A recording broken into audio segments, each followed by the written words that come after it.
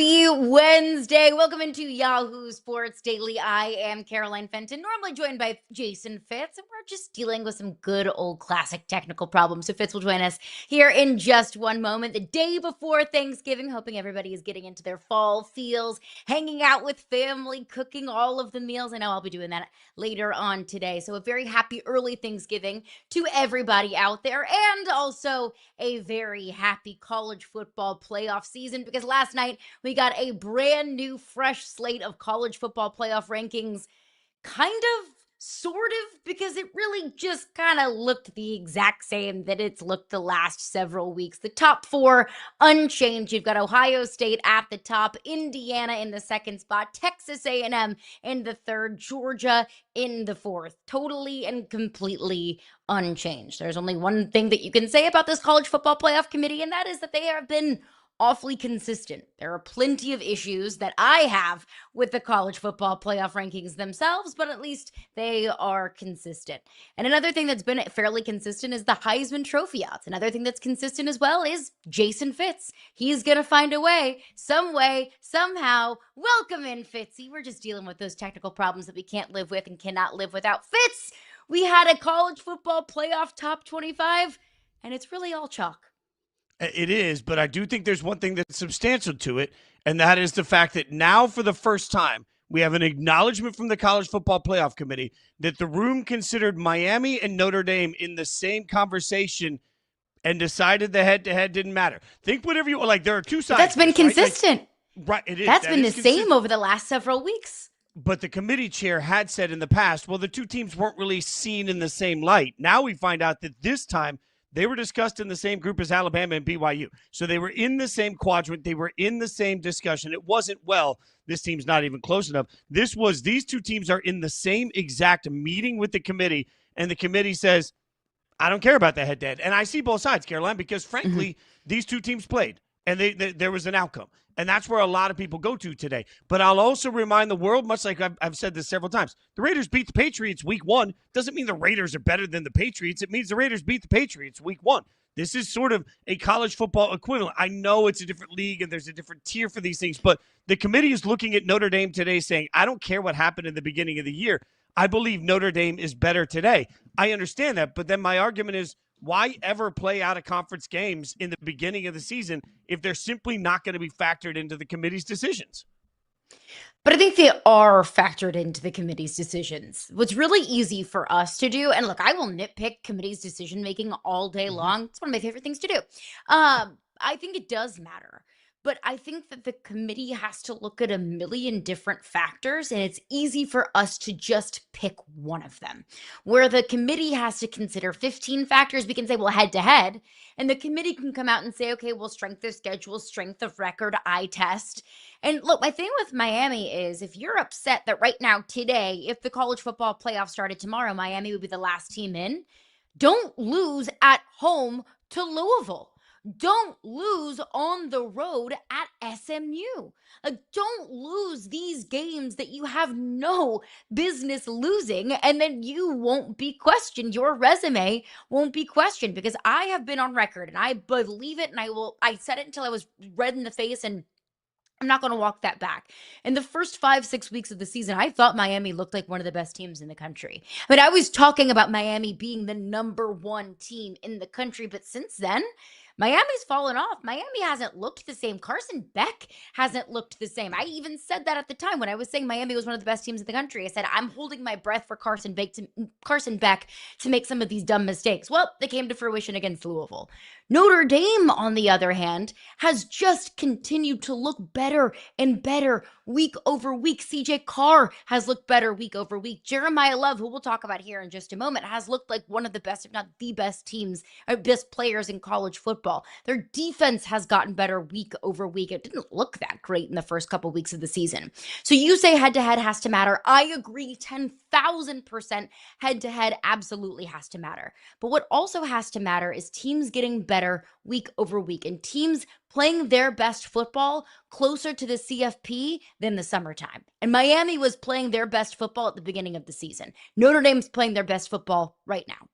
Well, and you're right. Everything you just said is right. And I want to be clear here. If I was on the committee today, I think I would probably put Notre Dame ahead of Miami. Because at the end of the day, my job is to find the top 12, and who do I think are the top 12 right now today? It's not who was the top 12 week one. And, I watched Booger and Joey Galloway last night argue about this ad nauseum, going back and forth. And I think the problem is both guys are right. Like, this is where a human committee, one committee member might come in and say, hey, I value head-to-head. The other committee member might come in and say, I value where they are today. But the hardest part about this is that Miami is not likely. Like, as of now, Miami would sneak into the playoffs, but understanding that mathematically the chances of Miami getting the ACC championship game is almost non-existent. So while in today's bracket that everybody sees, Miami's in the college football playoff, I think the reason so many college football people are freaking out about this is there's a real acknowledgement that when we get our final brackets as of now, Miami's not going to be in, because that spot's going to go to an ACC champion. So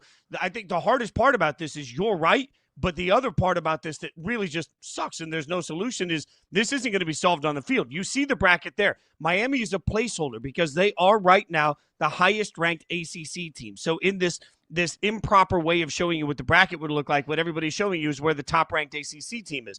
But when that team's not going to the ACC championship game, that means they won't be the highest ranked ACC champion, which means likely the actual highest ranked ACC champion, who will be worse than Miami, will be sitting in that slot. And Miami, who beat Notre Dame, is going to watch Notre Dame in the college football playoffs. It's a worst-case scenario, and it sets a dangerous precedent for whether or not you should schedule in the future to a high degree, Caroline. But that being said, I don't disagree with you. Notre Dame's better. I don't know how to handle this. And that's why I keep going back to, we need to allow teams to get better over time. Like, my message would be, hey, schedule those non-conference Power 4 kind of games, because teams will get rewarded for that. Teams should get rewarded for that.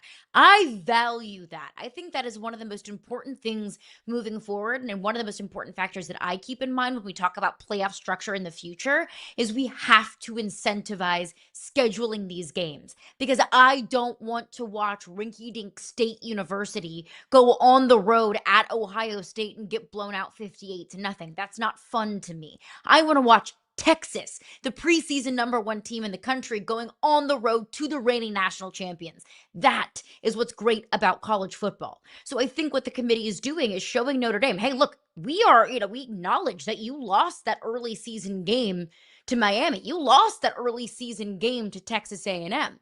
And if Notre Dame wasn't explosive and didn't look as good as they look now, I don't think Notre Dame would be in over Miami. But what they're doing is they're incentivizing Notre Dame for getting better week over week over week. Miami gets credit for scheduling and beating Notre Dame early in the season, because if they didn't, they wouldn't even be in the college football playoff conversation. Take Notre Dame out of Miami's schedule and insert, I don't know, like Duquesne or Mercer. No disrespect to Duquesne or Mercer. Miami wouldn't be the number 12 team in the country, but they're the number 12 team in the country and not the number 9 or number 8 team in the country, because they lost at home to Louisville. So it's not just winning those non-conference games. You also have to take care of business on the rest of your schedule as well.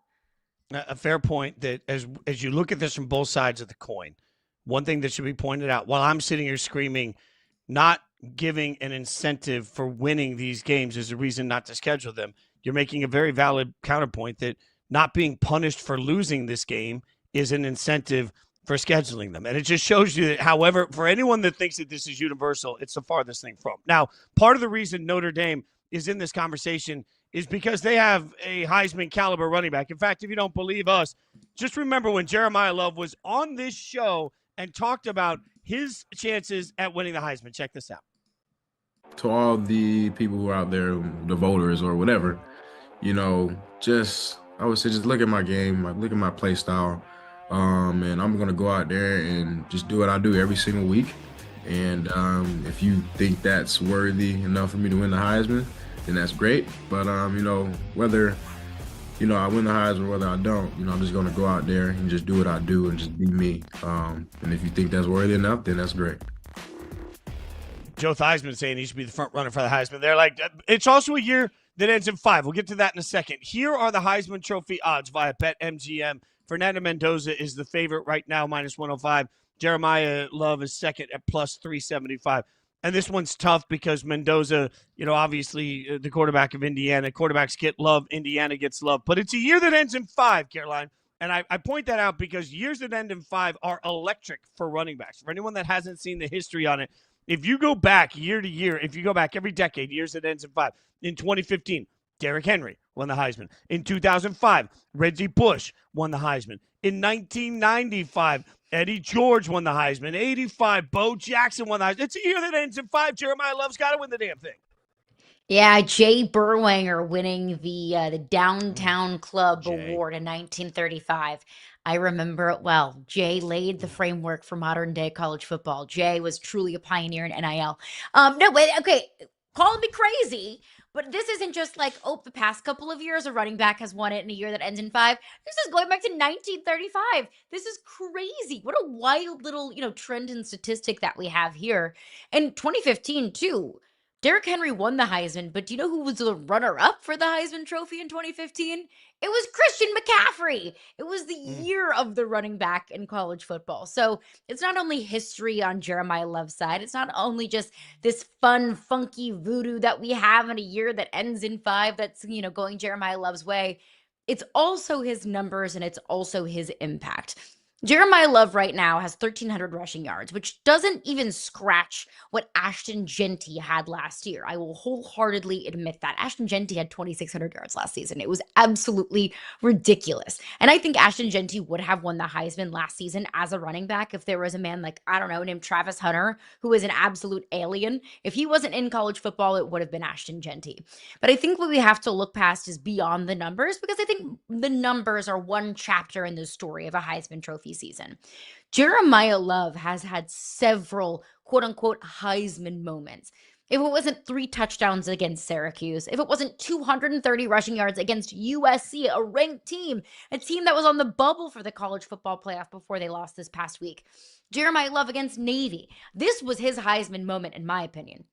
Against Navy, a Navy defender tackled him, had him on the ground, but Jeremiah Love never touched the ground. So what he did was just rolled over this Navy defender, popped right up and ran like 30, 40 yards into the end zone. Look at that! Do I need a better example of a Heisman moment than what Jeremiah Love is doing his best alphabet impression and defying gravity and looking like Simone Biles in the air doing it, just contorting his body in a funky way? Like, Jeremiah Love has the numbers. He plays for a team that is legitimately in the national championship conversation, and he has had these electrifying moments. He has a Heisman Trophy resume. There is no doubt. Unfortunately, I don't think he controls his own destiny, but fortunately, I think there's a real path.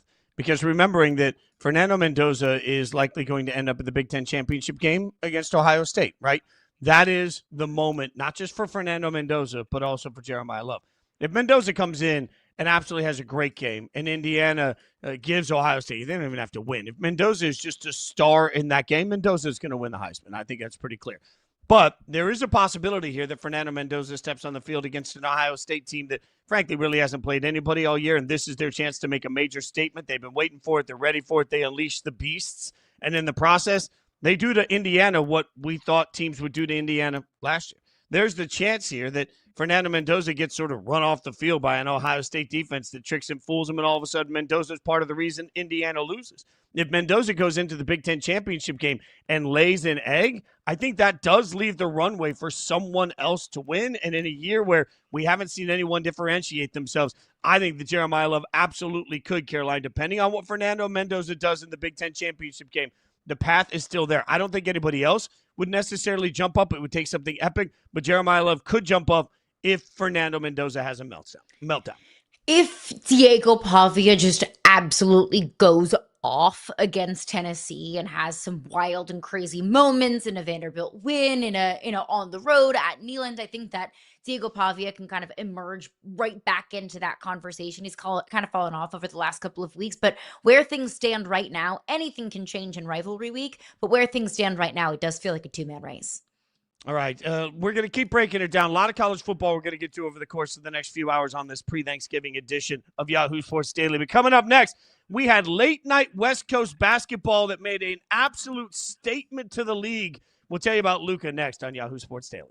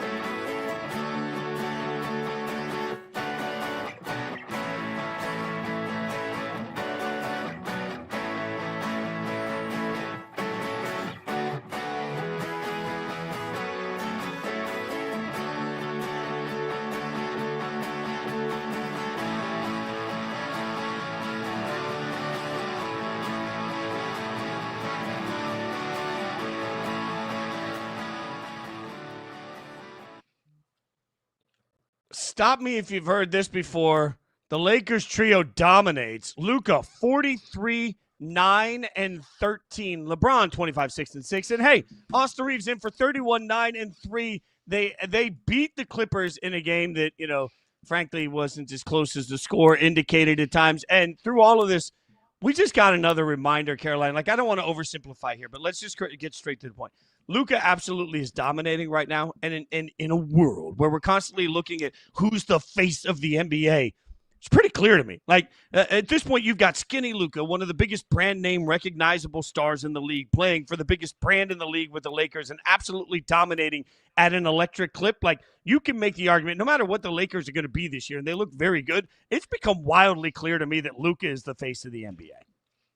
We tried so hard all offseason to just fit a player in that role and give him that moniker, when in reality we could have just stepped back and said, why don't we let the face of the NBA tell us who he is? And that's exactly what Luka Doncic did and has been doing ever since he got to LA. Last night, he became the first player in NBA history to record 400-plus points and 100-plus assists through 12 games. Luka Doncic broke Magic Johnson's franchise record for most 40-plus point games as a Laker. He's been there for 41 games. I mean, what Luka Doncic is doing is absolutely electric. He is the face of the league. He is the cornerstone and the focal point of that franchise, which I think we all knew whenever the Lakers decided to make that trade. But he has solidified himself as that. He's not just that because of a move that the Lakers made. He is that because he has proved it on the court. I mean, Luka Doncic has been just absolutely unstoppable. And when you look at what he's doing, you pair that with what Austin Reeves did last night and really has been doing for a majority of this season. 31 points, 9 rebounds, 3 assists last night. You pair that with LeBron James, who is still getting ramped up, still kind of getting acclimated after the whole sciatica situation. You get what you got from those 3 last night, paired with what you're getting from Rui Hachimura. Assuming that DeAndre Ayton is going to come back, he's dealing with a knee injury. When all of those pieces are coming together, you have the true big 3. We have an actual true big 3 in Los Angeles. With all of the role players that can drop 20 plus on any given night, this Lakers team can win a championship. This is an NBA Finals kind of team if we see on a consistent basis what we saw last night against the Clippers. The Clippers stink. Well, yeah, no, the Clippers, look, there's 2 separate arguments here. The Clippers are trash, and they're terrible. But I keep looking back at the Lakers. Now, I think the Lakers defensively had some lapses in the second half. Luka started off super hot, 5 for 5 from 3, over 30 points in the first half. He got a little colder in the second half. But you mentioned those role players. Every single rotational player that usually plays for the Lakers, except for 2, shot above 50% yesterday. So that shows you that the whole team was shooting lights out against the Clippers. But I want to go back to Luka for a second, because you mentioned that Magic stat. He passes Magic for 10th all time for the Lakers for 40-plus games in 41 games. That's not even the most impressive stat to me. This one is. He tied Kobe and Shaq for the most 40-point double-doubles for the Lakers below the age of 27. He tied Kobe and Shaq and he's been there for 41 games.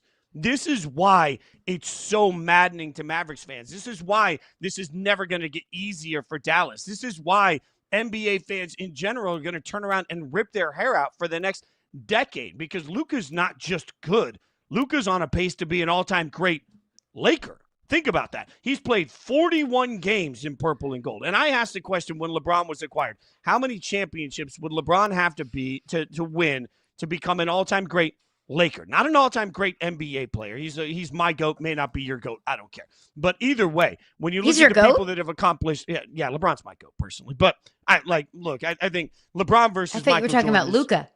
No. LeBron is my GOAT. LeBron's my GOAT. Okay, fair. Sorry, please. Luka's not there yet.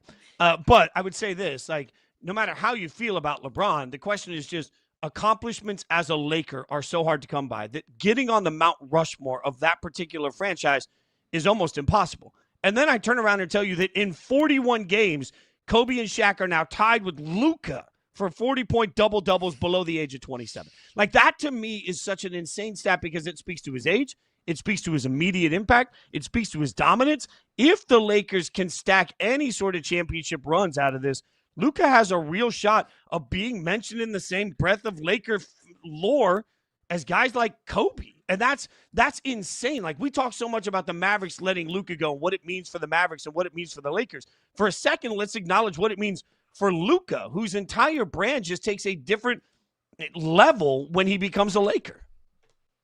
The Lukers, I think we can call them now. Oh, that's well done by you. Thank you. Thank you, you guys. The Los Angeles Lukers, the Los Angeles Lukers. I mean, we can go on all day. This is amazing. The Luke Doncic's Lakers? Lukers. Okay. Yeah, we can workshop it. We'll do that at the break, and we'll come back with our final revisions there. But you're 100% right. Okay. Luka has been there for less than a calendar year and is already one of the most impactful players in franchise history. I mean, that is just incredible. I mean, and I, like, watching what we saw last night, and look, let me acknowledge the fact that the Clippers are such a terrible team that we can expect maybe at least a little bit of regression to the mean, that we're probably not going to see this every single night, this level of production up and down the lineup when you've got 43 from Luka, 31 from Austin Reeves, and 25 from LeBron James. You are not going to get that on every given night because not every team that the Lakers play are going to be as horrific, especially defensively, as the Clippers were.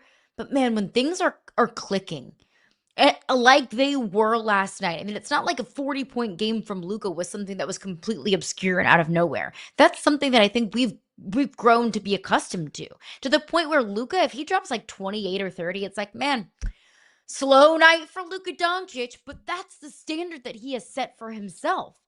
It feels like at this point, from what we've seen, and I know it's incredibly early and there's so much basketball left to be played, it almost feels like the Lakers are playing themselves into an expectation of finals or bust, acknowledging how deep this West is. I don't disagree. Look, I think Oklahoma City is so much better than everybody that it's going to be really tough to climb the mountain. Also, at the same time, the Lakers are so far ahead of where I thought they would be with this big three this year. And you're right, it is early. I think the hard part about it's early is, like, I'm in an enjoy the rise moment for this, because you're right, it's early to be an all-time great, it's early to be in the same breath as Kobe, it's early for all of those things.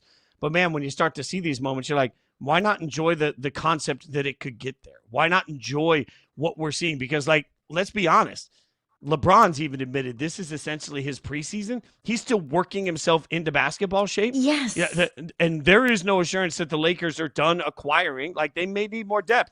Maybe they find more depth. I don't know. We don't know how injuries will impact the season, right? Like, I just look at this level, this layer of where the Lakers are, and I think it's a combination of Luka's impact, Luka's greatness, and Luka's age that makes me sit here and say, man, we need to recalibrate what we thought of where the Lakers are going to be for the next 3 to 5 years, because we've spent so much time saying, got to win now, otherwise it's a bust. In the LeBron era is defined by win now or we will perceive this season as an absolute waste of our time.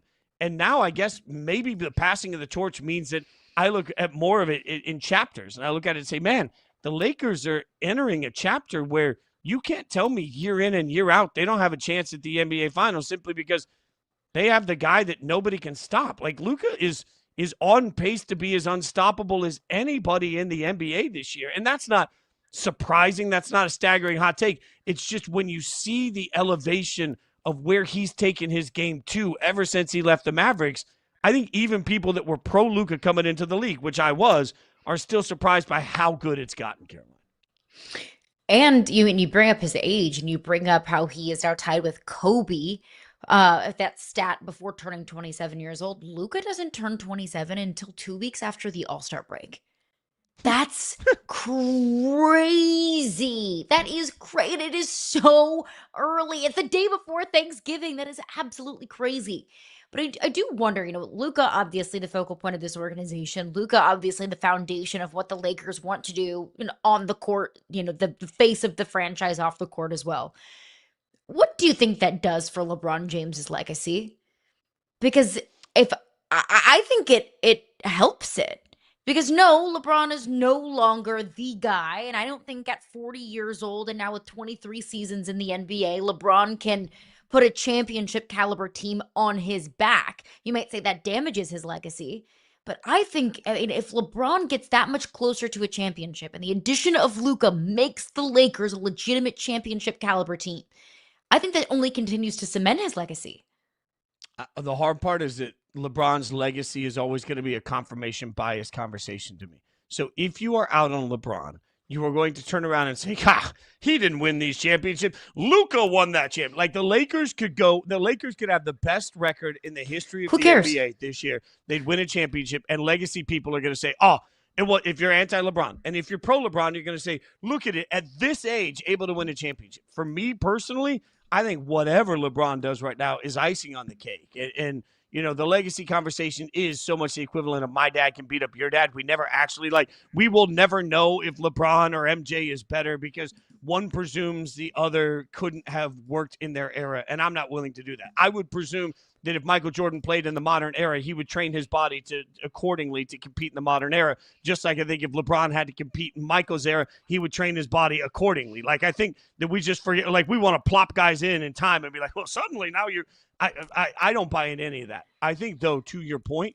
the acceptance of, hey, this is my role, and the acceptance of this is how we win a championship, to me, that's absolutely incredible. The what it takes to turn around and say, hey, this might not be my team anymore, but it's still my team, and I'm going to share this team with somebody else. To me, it's only a statement of greatness when you're willing to share the spotlight at that level. And also, let's acknowledge, it's not like LeBron is some old Pete Pop that they're just letting stick around because he's been around for a long time and he's LeBron James. He's averaging 20 points a game. And he's still getting ramped up. He has acknowledged, like you said, he's acknowledged this is kind of like my preseason. I'm still not 100%. I'm still getting into 100% game shape. So if LeBron James can drop 25 like he did last night and he's still not at 100%, then let's not act like this is just some oh, poor LeBron, it's hard to watch him. No, he is still one of the best players in the league. Yeah, put a picture of him side by side with Pudgy Michael from his Wizards days. Go ahead. All right, we're going to keep breaking it down, but next we're going to get some insights on the biggest college football matchup of the weekend. If you're into rivalries because it's Iron Bowl time, we will literally have Jay Busbee on. He wrote the book on it, all right? So literally, he wrote the book on the Iron Bowl. We'll tell you about it next.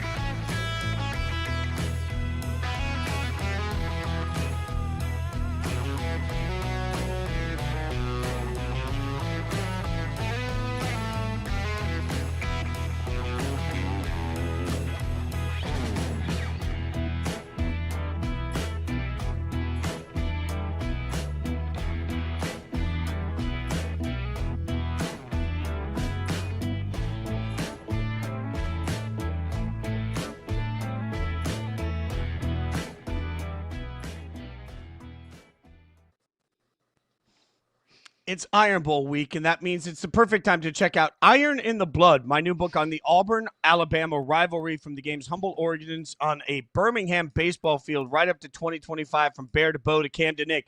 We've got you covered. That's from Jay Busbee, who literally wrote the book that I have here in my hand, Iron in the Blood. You guys should check it out. Wherever you can get your books, go get it. He's got it over his shoulder. It's a great, it's a phenomenal read.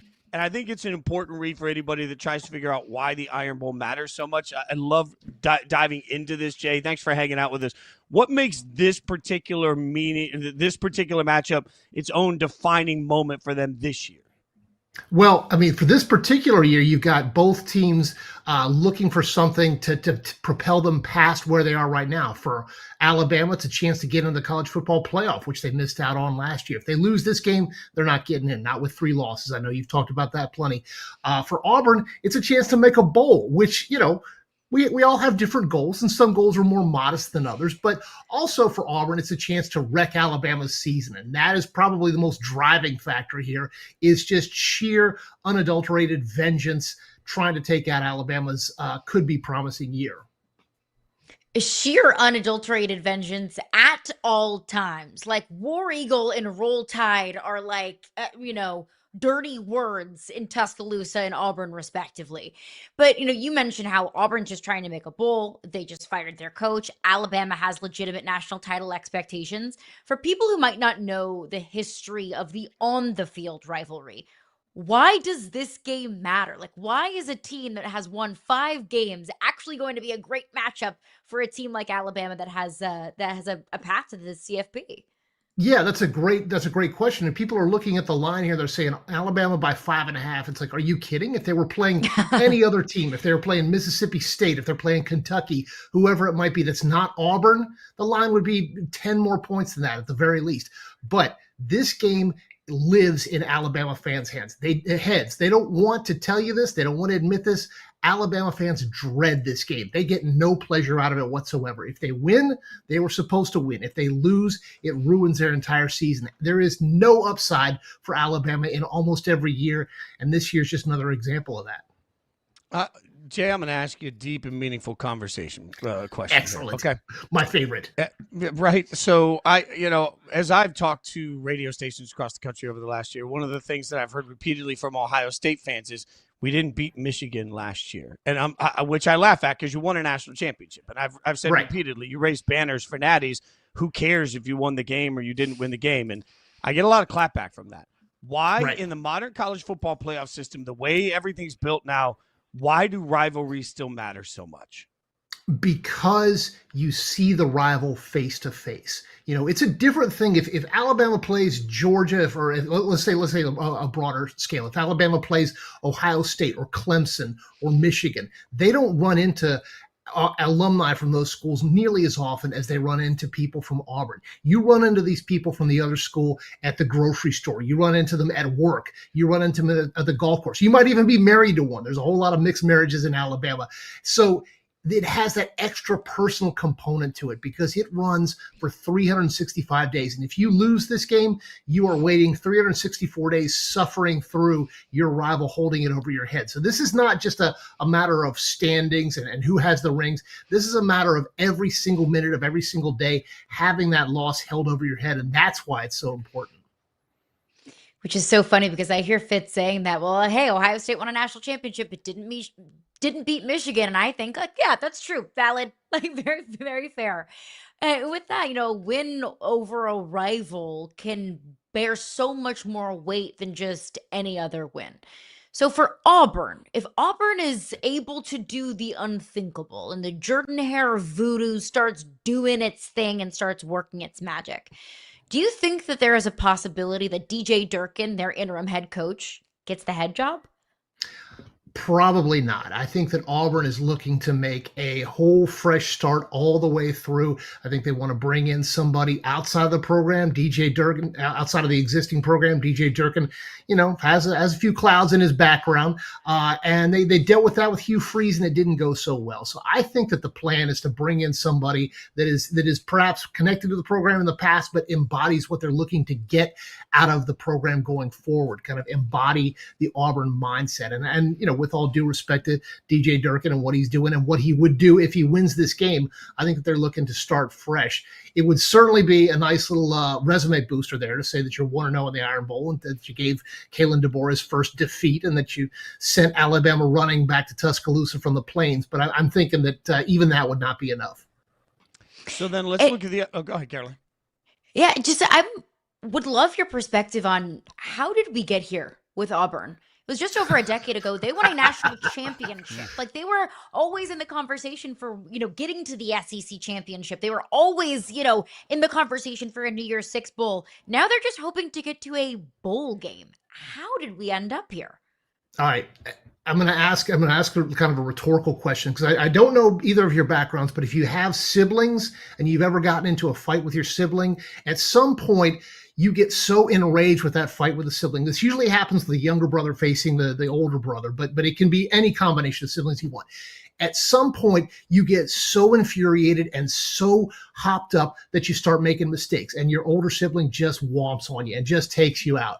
And that's what's happened with Auburn this last decade. Okay, they have gone and they've tried so hard to keep up with Alabama that they're in one of these periodic lulls where they have made dumb mistakes. They've made bad coaching hires. They've made investments in the wrong directions. They have not been able to recapture the essential Auburnness that they had during their best years, whether it was back during the Cam Newton era and the Kick Six era, or whether it was in decades prior. They just overextended themselves, and they need to kind of get back within what makes Auburn special and then build off of that. That's one explanation. The other explanation is somebody made some kind of deal with the devil and said, we want to win the greatest college football game of all time, and we'll take another 15 years of losing to do that.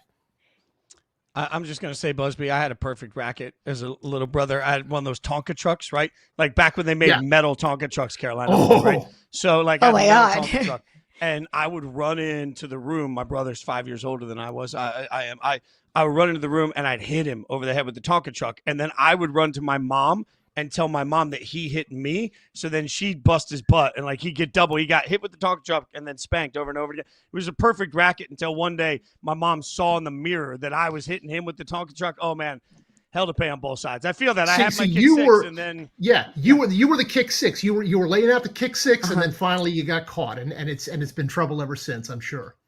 You never forget the whooping that comes after the whooping. I'm just saying. All right. So let's talk about Ty Simpson here. What's Ty have to do to really cement his legacy as a great Alabama quarterback?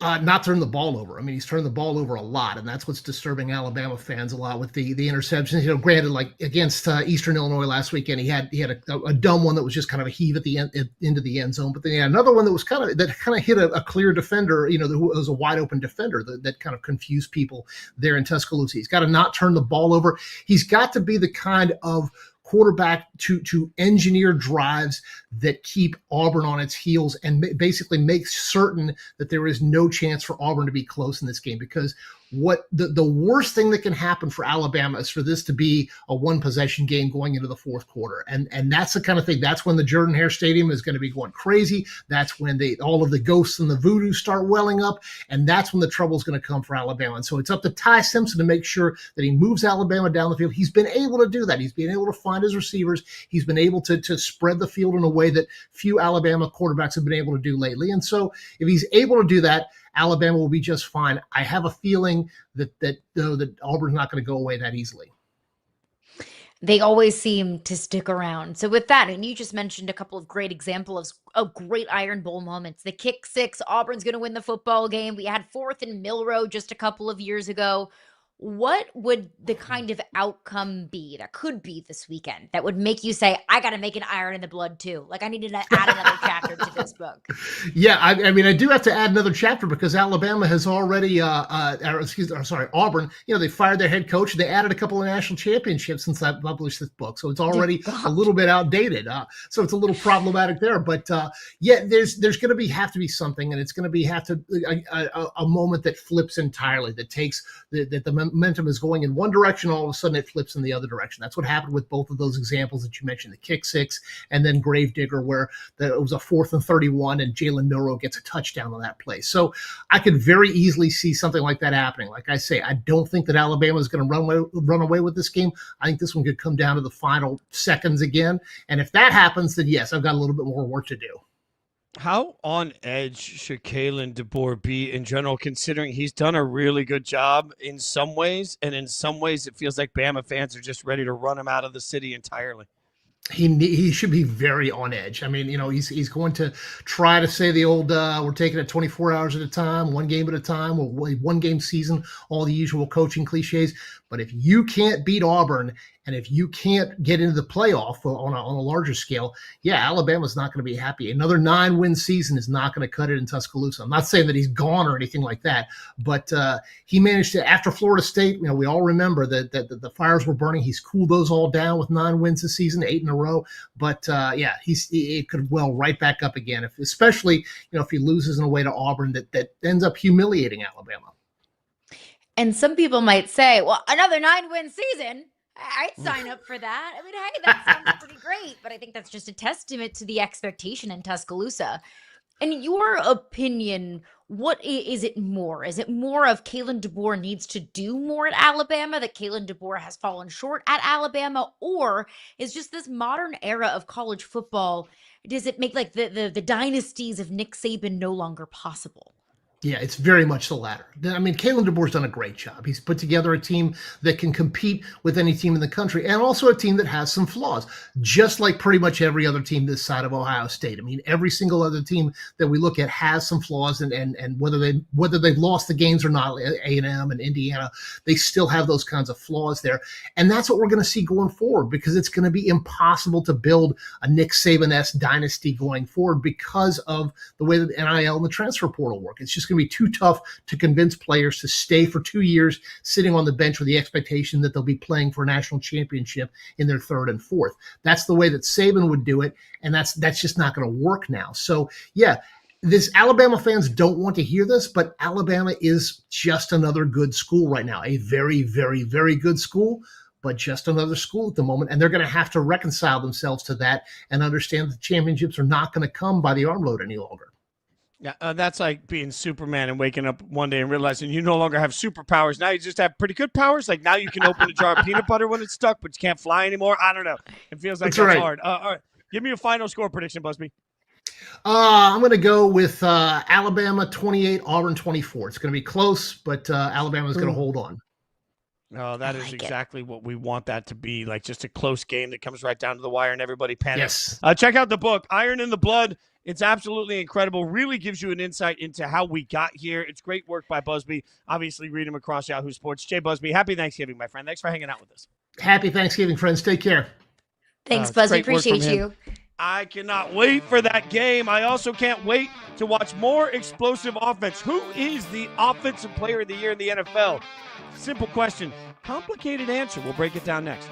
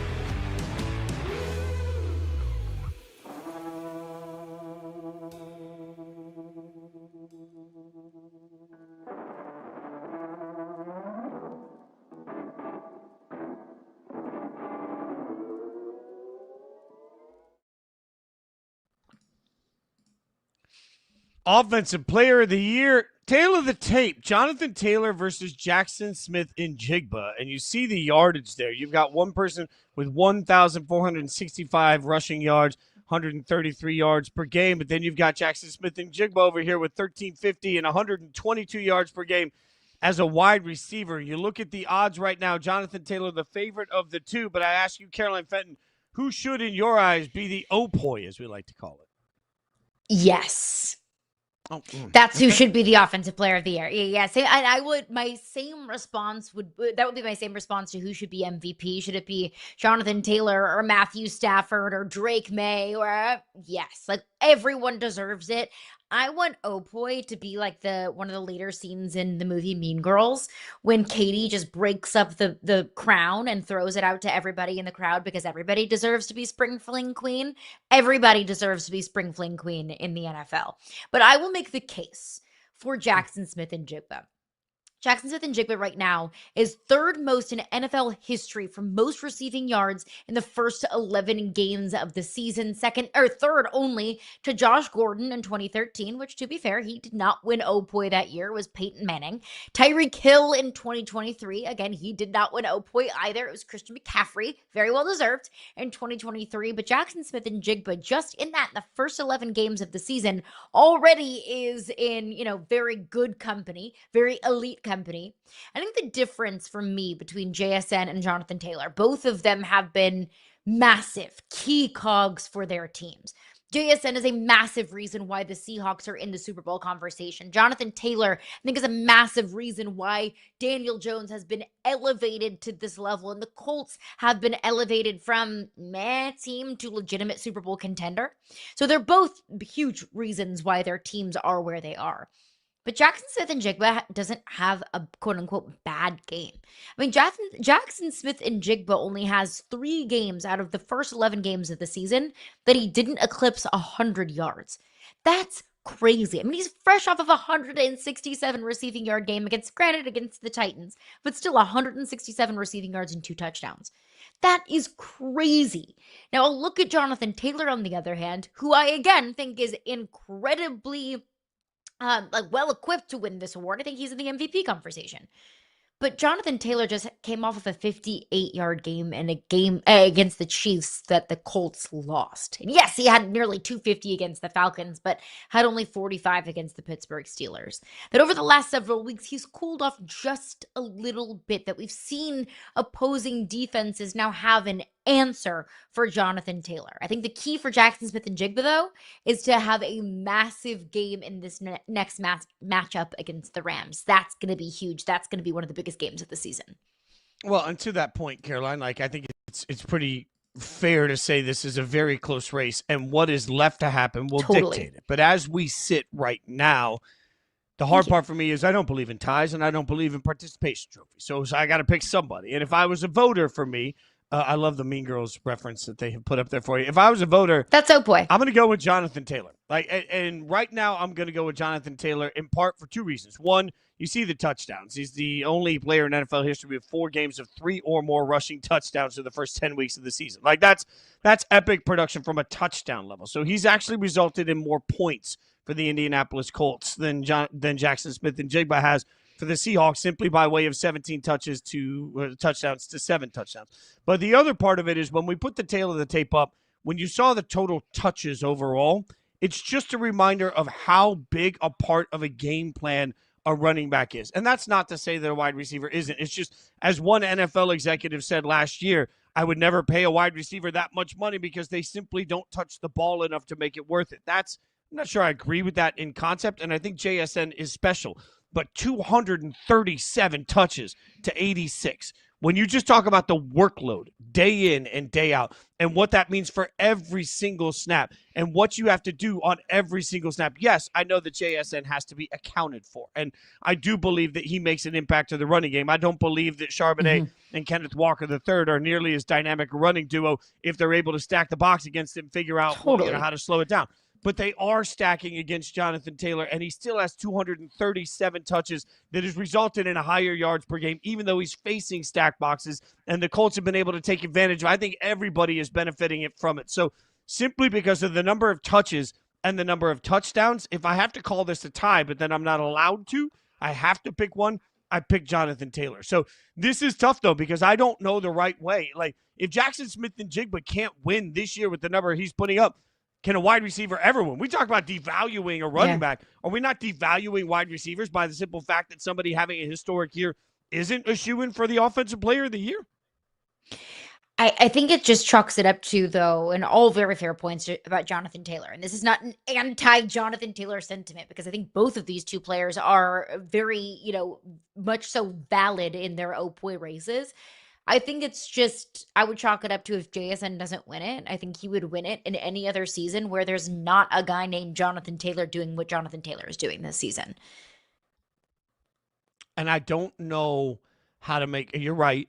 I don't know how to make sense of the fact that right now, to me, very clearly this year, Jonathan Taylor is the best running back in the NFL. I don't think that's even close. Yes. We've seen a drop off from Saquon. We've seen a drop off from Derrick Henry. It's clear Jahmyr that Gibbs Jonathan would Taylor. be number 2 in my opinion. I'll give you Jahmyr Gibbs as number 2. I'll give you Jahmyr Gibbs as number 2. But when I talk about Jackson Smith-Njigba, if I ask the entire world right now who the best wide receiver is in the NFL, Jackson Smith-Njigba is among the best, yes.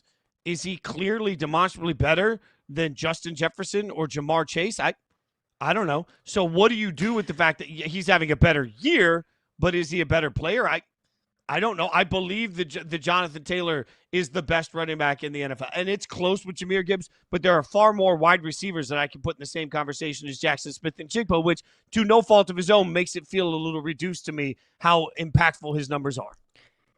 But I think we need to be fair there. Because is Jonathan Taylor the best running back in the NFL point blank period, or is he having the best season of any running back in the NFL? Because it was not that long ago that Saquon Barkley was in the MVP conversation as well, and he had 2,000 yards. It was not that long ago that we were talking about Derrick Henry in that same conversation. So I think that, yes, JSN's having the best season. He's having a better season than CeeDee Lamb, a better season than Jamar Chase, a better season than Justin Jefferson. And I think that Jackson Smith-Njigba should be in consideration for Offensive Player of the Year. But if I'm an NFL general manager and you say, Caroline, you get to pick one NFL wide receiver to build your franchise around, I'm probably not picking JSN. Again, no disrespect to JSN. I think Justin Jefferson and Jamar Chase are better receivers. If you ask me, you get one running back to build your franchise around. Are you building it around Jonathan Taylor?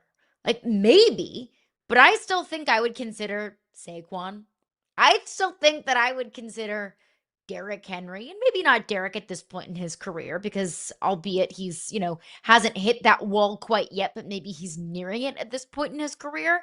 But I think we could say the same thing about Jonathan Taylor that we're saying about JSN. Maybe not the best running back overall, but obviously having the best season of anyone at that position. I don't know, though. Like, I asked Josh Downs. We had Josh Downs on. You can go check it out on YouTube. I asked Josh Downs for Yahoo Sports coming into the season if this year felt like it could be a bounce-back year for Jonathan Taylor. That's the way I phrased the question. And I'll throw myself under the bus because immediately Josh Downs was like, bounce-back isn't the right way to say it. He's like, yeah, like Jonathan Taylor was hurt last year, and as he came back from injury, he was working himself back into it. We didn't support around him. Like, basically, Downs' whole thought was, if you were watching it, you know what you're watching. Jonathan Taylor didn't have a dip last year. He was actually great. Get 1,500 yards. Right. It's just the perception of where we are with him. I think we've slept on the greatness for Jonathan Taylor as a collective NFL society for a minute. You could talk me into an argument for Jahmyr Gibbs because I'm not sure that there's any player more explosive, like any player in the NFL at any position, more capable of turning 2 yards into 90 yards. I think Jahmyr Gibbs is special in that standpoint. But if I need a running back that can not only separate, but also just cruise through, if I need a running back that can handle 25 carries one day and then 4 days later handle 15 carries and 6 catches, I think that's Jonathan Taylor. For my money, I think Jonathan Taylor is currently the best running back in the NFL, and he's having the best season in the NFL. So it's a combination of those two.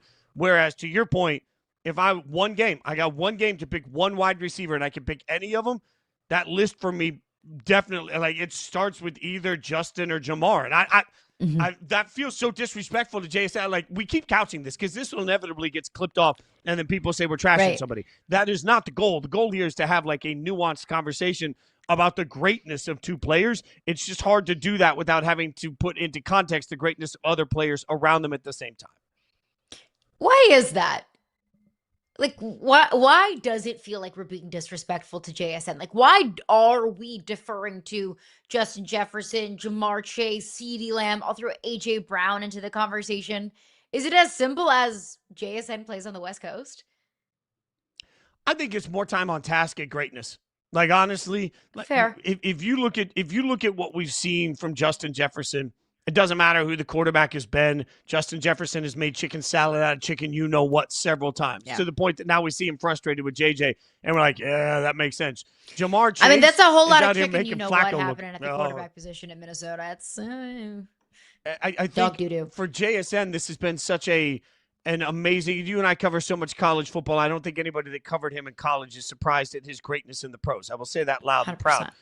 But to see him take this step, I think in a year, we're talking about JSN differently. It's just, this is what we do. This is what we do with first-timers. It feels like first-timers hit different. And even to that point, because we've seen Jonathan Taylor in this conversation before, I wonder if that makes it resonate. All right, have I changed your mind? This is the final vote. Are you JSN Offensive Player of the Year? I like it. This isn't good for our show. This isn't what we're supposed to do as sports media individuals, but I really can't pick.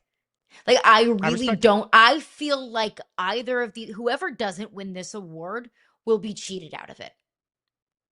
And whoever does win the award deserves it. I have no problem saying that, hey, sometimes the answer isn't a hot take. Sometimes it's not the first take, and it's not the loudest take. Sometimes the answer is nuanced, and sometimes the answer is they're both right, as much as people hate to hear that. All right, we will keep breaking it down because we have a massive weekend of football action coming, but it's Thanksgiving, so it's time to preview the top games of the weekend in a way I promise you only this show can. You don't want to miss it. Coming next.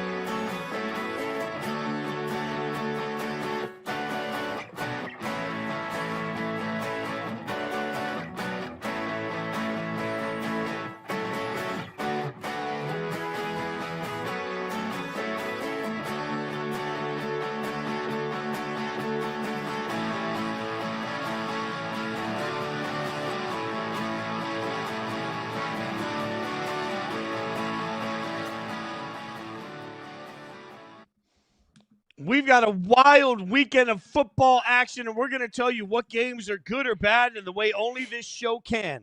Turducken or sucking? That's right. We're going to figure out whether a game is a turducken, which is obviously an epicureal delight that everybody has to check out. Like, it's a combination of turkey and duck that, John Madden made famous, a turducken. Or the other side, sucking. This game's going to suck. We suck. So here we go, Caroline Fenton. Are you ready for as we start Yahoo Sports Daily Hour number 2?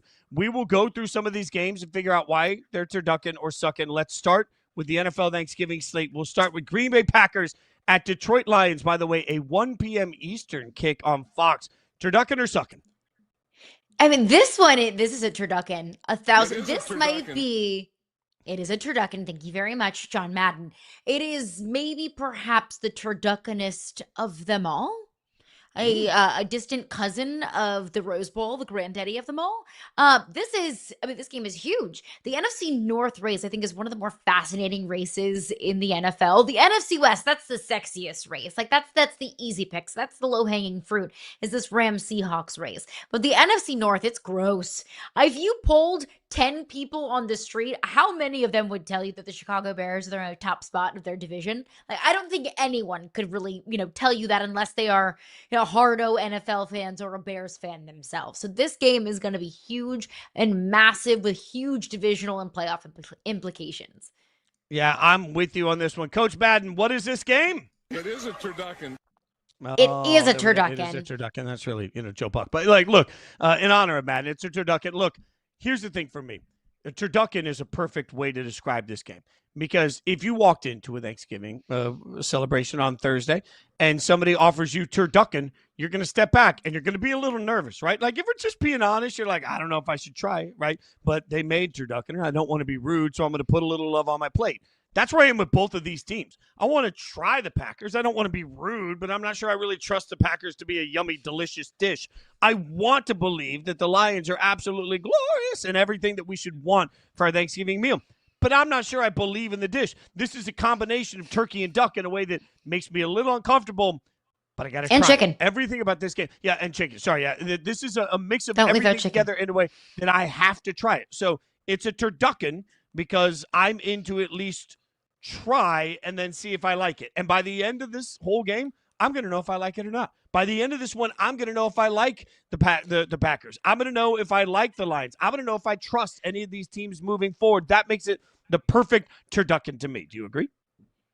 I do agree. And I also think both of these teams are kind of like turduckens in themselves, because if you're eating a turducken, sometimes you'll have a bite of turkey. Sometimes you'll have a bite of just chicken or just duck, or sometimes you'll have a combination of two or maybe all three of them.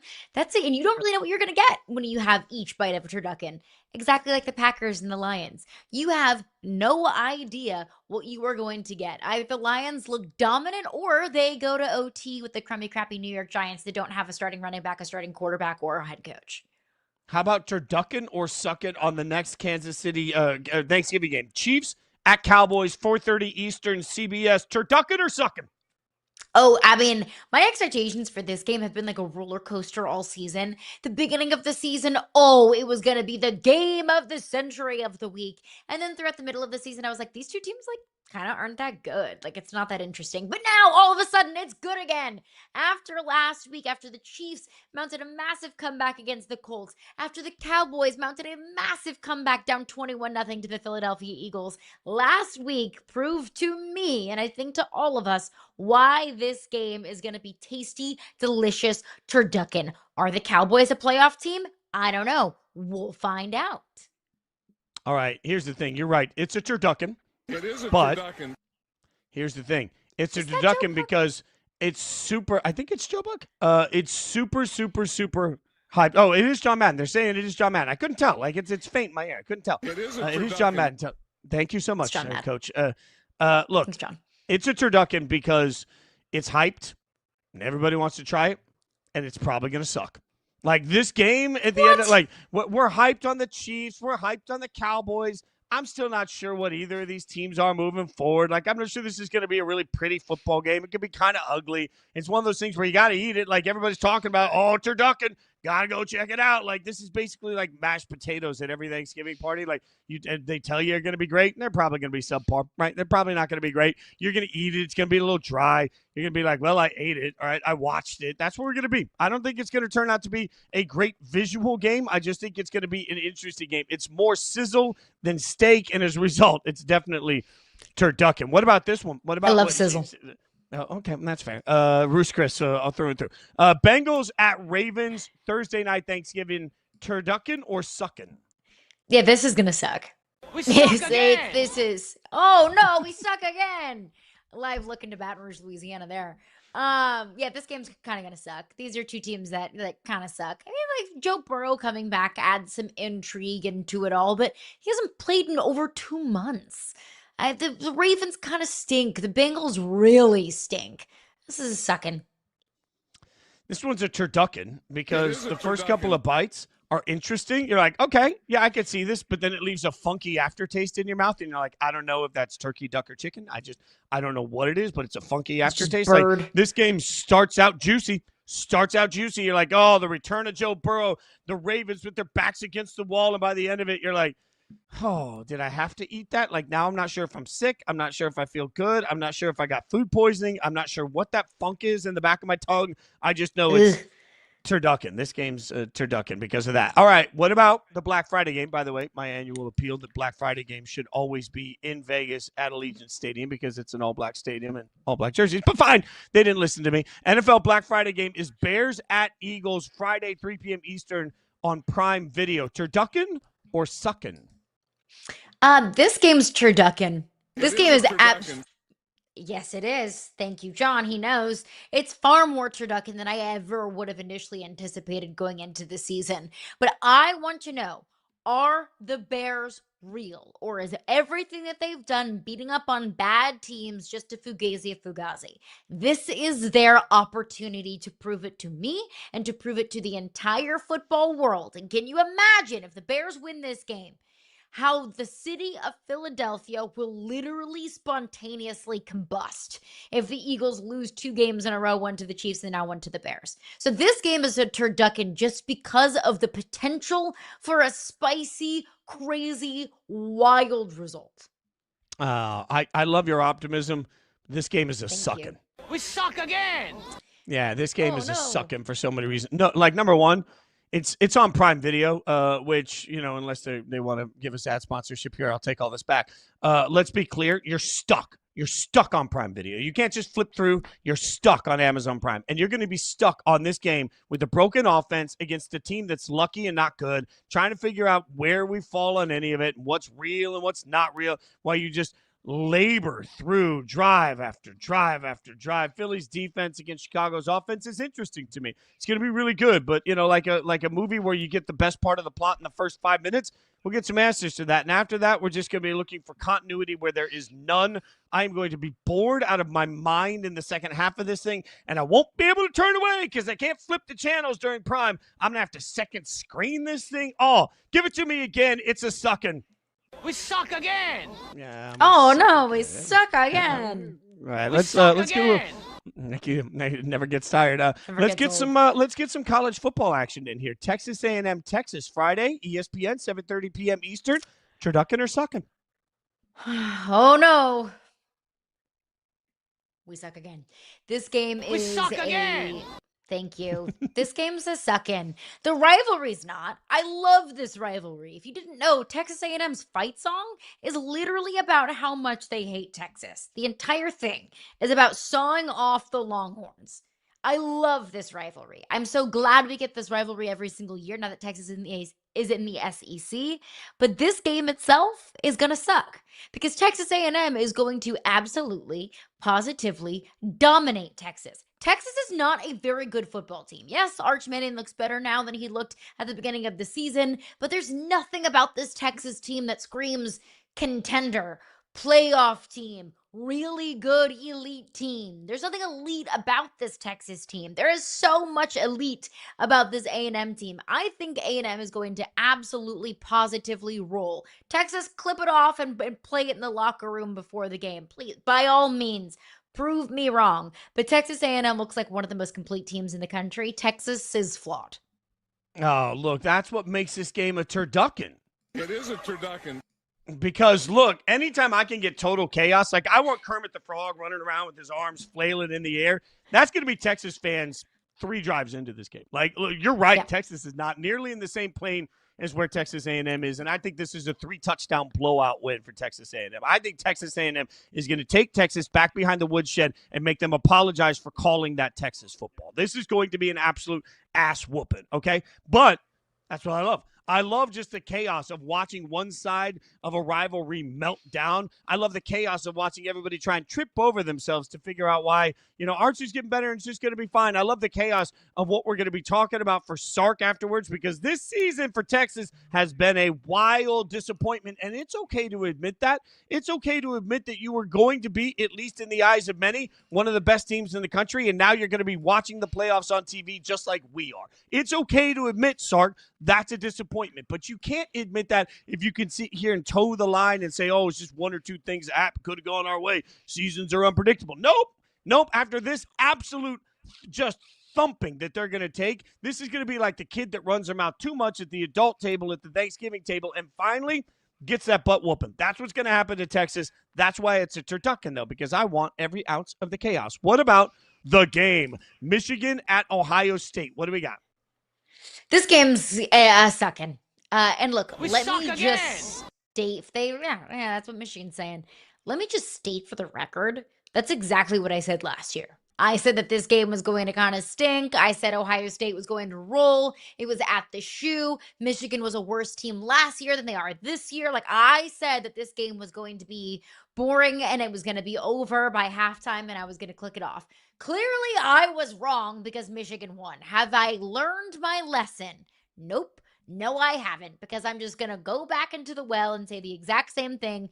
Ohio State is going to roll. This game is going to be over at halftime. I think Ohio State is actually maybe even better this year than they were last year. And they won a national championship last year. So I'm going to say this is a suck-in. As much as I love this rivalry, this game's kind of going to suck. Oh, I think I'm not going to do it. It's a turducken. I want to call it a suck-in, but I'm making it a turducken, and here's why. All right, here's why. Santa Claus, if you're listening to me, I only need one thing for Christmas. In fact, 8 pound, 6 ounce baby Jesus, if you're listening to me, I need one thing. I ask for one thing. The Christmas version. For Christmas. This is the only Christmas miracle I ask for. I need Michigan State to win, or Michigan State. I need Michigan to win this game over Ohio State. I need this to happen. I need the game to go in a way where Ohio State loses.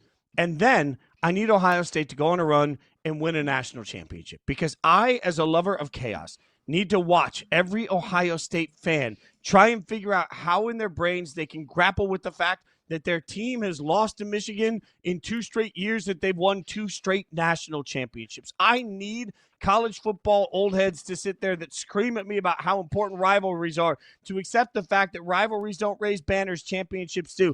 And the only way I can ever go around the room and say, nah, I was right, you were wrong, is if this game turns out with the Michigan win and then an Ohio State turnaround to win the national championship. So hear me, Buckeyes fans. I want you to win the national championship after you lose the game, because that is the one thing that will cause absolute implosion of all common sense in college football. And as a lover of chaos, that's all I ask Santa and 8 pound, 6 ounce baby Jesus to come together and give me for Christmas. I will make it a turducken with that one piece of hope. One more Sunday game. Let's get one more NFL game in. Mate, Let's do it. I'm going to say this. I'm going to just flat out call this a turducken. I'm going to set it up to you as maybe the turducken of all turduckens. Texans at Colts is a turducken. Madden says it. I say it. What say you, Caroline Fenton?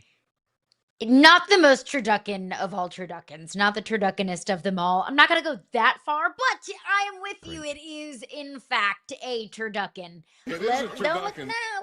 Yes, it is. Don't look now. I mean, if the Texans win this game, they're now 2 games back of the Colts. So winning this game would basically be like 1.5 games. They would be nipping at the Colts' heels in this division. I'm looking at the same thing in the NFC South with the Panthers and the Bucs. Like, everything that we thought that we knew several weeks into the season, throw it out the window if the Texans are able to pull this off this weekend. I mean, the Texans just showed us on primetime football how nasty that defense is. So I think they have the best 1-2 pass rushing punch in Danielle Hunter and Will Anderson. They're going to be able to get some pressure on Daniel Jones. If they're able to limit Jonathan Taylor, you never stop Jonathan Taylor. If you're able to limit Jonathan Taylor, the Chiefs have proven to us that that is the formula to beating this Colts team. Like, I think this is such a juicy matchup, and it is strength in run game and offense for the Colts on strength in the Houston Texans defensive front. typically when you call any matchup juicy, I call a foul on it. But because it's Thanksgiving, I will allow it in the spirit It's of a juicy the turducken. It's the juiciest of all the turduckens. Look, I think to me, turducken. what you have Yes, is it the best defense in the NFL right now. The Texans are, hands down to me, the best defense in the NFL, better than the Broncos, better than everybody else you're paying attention to, better than the Eagles. I would take the Texans defense as the best in the NFL right now. So now we get a true prove-it moment because, man, it feels like everybody's standing on the chairs of the Titanic when it comes to the Colts bandwagon. A bandwagon that I know that I helped put in the water, right? Like, I understand that I've been one of the people all year saying Colts, Colts, Colts, Colts, Colts. Feels like I am the captain of the Titanic now, and I'm watching it sink, and everybody's abandoning ship. Colts, it's your chance. This is your chance to not only put the division away, but also to shut up any naysayer that says, well, against elite defenses, they can't really do this. Well, Daniel Jones is regressing. This is your chance, Indianapolis, to show the world. But also for the Texans, who have won games with Davis Mills as their quarterback, man, this is the Texans team that is rising to start to look like the Texan team we've spent the last 2.5 years presuming they would be. I think this ends up being maybe the best game of the weekend. For sure, one of the most important outcomes we will get of the weekend, and a far better football game than some of the bigger brands that we'll see, like Chiefs versus Cowboys. I think this is a true statement football game. You guys, by the way, in the YouTube chats and in all the comments, can let us know if you thought our analysis was a turducken. It is a turducken. Or if it was sucking. We suck again. I just wanted to hear it one more time. All right, we'll keep the Thanksgiving We themes suck going. again. We're going to figure out next how cooked some of these teams are across the landscape. Depending on the outcome this weekend, we'll figure out if it's as bad as your mother-in-law's turkey.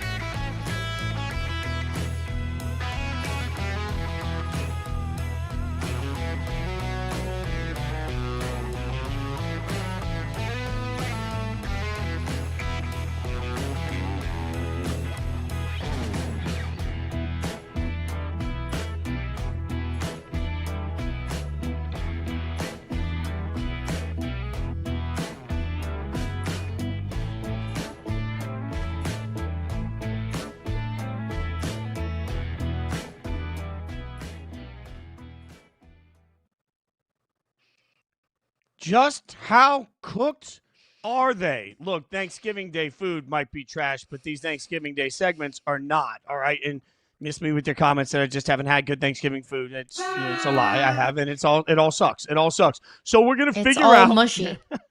It is. It's all, and I've had it all over the world. It's terrible. So let's just get into, I know, it's a very unpopular opinion.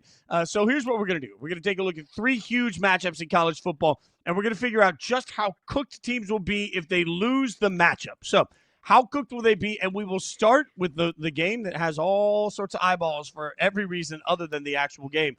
The Egg Bowl. That would be number 7 Ole Miss taking on Mississippi State. So if, oh my God. That is absolutely well done. That is, I'm not sure how Lane feels about that. Hot yoga Lane is now hot oven Lane. I don't know. He is kind of a turkey. I can't tell if he is the turkey or if the turkey is giving birth to him. I think he is the turkey, I think especially he for the way is that the this entire turkey. thing has been handled. Yeah, like I think he's the he's the icky part of the turkey that like inevitably you have to wear a glove and just stick your hand in there, just start Uh-huh. ripping it out. That's when you get a Lane. You get a Lane Kiffin out of the gizzards of the innards of the Ugh. turkey. All right, so Ole Miss. That's If my Ole Miss turkey. It's the turkey loses I want to be the serving at my Thanksgiving is Lane Kiffin turkey. just to see the look on everybody's face. How cooked will Ole Miss be if they lose this game? Oh, Ole Miss will be so cooked. It'll be so burnt, so brown as the brew that I'm going to make for my Thanksgiving gumbo, because that's exactly what Lane Kiffin is going to be eating for the foreseeable future when he becomes the next head coach of the LSU Tigers. Thank you very much. Let's hear it for Lane Kiffin, next head coach at LSU. I'm just speaking it into existence. But I mean, they're going to be cooked. Thank you. Ole Miss, if they lose this game, I think Ole Miss will be out of the college football playoff contention, because not only is that going to be their second loss, and you might say, well, okay, well, 2 losses, like they could still get in, and you're right. But if they lose this game and Lane Kiffin does announce that he's going to LSU or he's going to Florida or he's going wherever, then I think the college football playoff committee will make the same argument that they made leaving Florida State out of the 4-team playoff when they were undefeated and ACC champions when Jordan Travis got hurt. They will say that an important piece of your team that got you here is no longer here, that their head coach is gone. So I think that not only, Ole Miss will be cooked for losing this game, losing the Egg Bowl. This is the only game that matters in the state of Mississippi. I think they'll also be cooked for their playoff chances. They'll also be cooked because their coach will probably be gone, and they'll be so distracted by all of the noise and all of the social media chatter that they could actually find themselves losing this game. Look, either way, Ole Miss is cooked, and they're cooked in a way like, okay, you go to your in-laws for Thanksgiving, and you know the turkey sucks, but you also know you can't say the turkey sucks. You just got to figure out a way to eat it.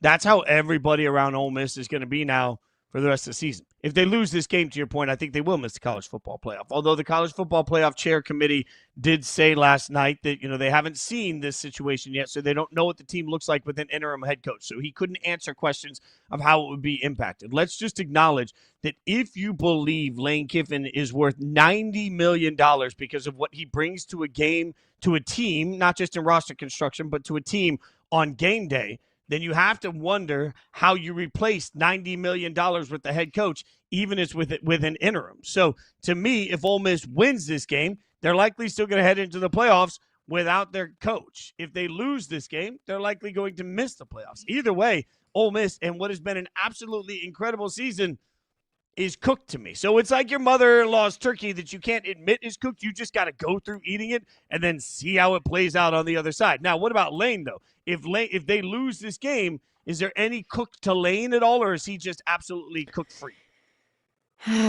He's not cooked free. He shouldn't be cooked free. Nobody is cooked free.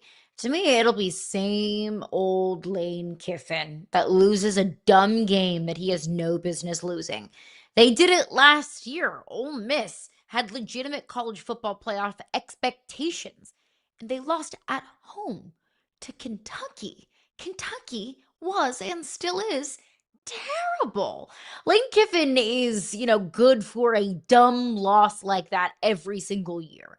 And look, I'm an LSU fan. I went to LSU. I have been following this Lane Kiffin saga as a professional, and also because I have personal investment into it. And all of Lane Kiffin's antics, the touring Baton Rouge and touring Gainesville and all of the Twitter stuff and the plane tracking, everything has kind of turned me off to Lane Kiffin, because there always has to be a sideshow with Lane Kiffin.